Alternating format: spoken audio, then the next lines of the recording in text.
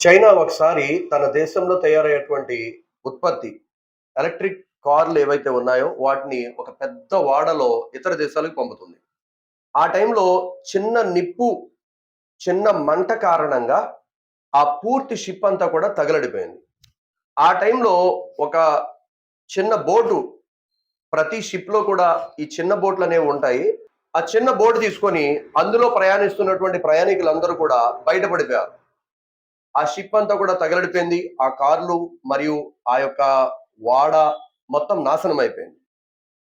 ఇక్కడ 2 విషయాలు మనం నేర్చుకోవాలి. మొదటి విషయం ఏంటంటే, నాకు బాగా సంపద ఉందని చెప్పి విర్రవీగిపోవాల్సిన అవసరం లేదు.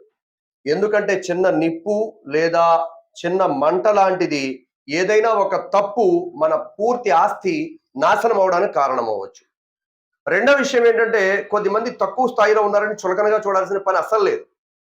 ఎందుకంటే అప్పుడప్పుడు ఆ చులకనగా మనం చూసేవాళ్ళే మన గౌరవం నిలబడడానికి, మన ప్రాణం నిలబడడానికి కూడా మనకి ఒక ఆసరాగా పనికి రావచ్చు. ఎలాగైతే ఆ పెద్ద షిప్‌లో ఆ చిన్న బోటు వాళ్ళ ప్రాణాలు రక్షించడానికి పనిచేసిందో.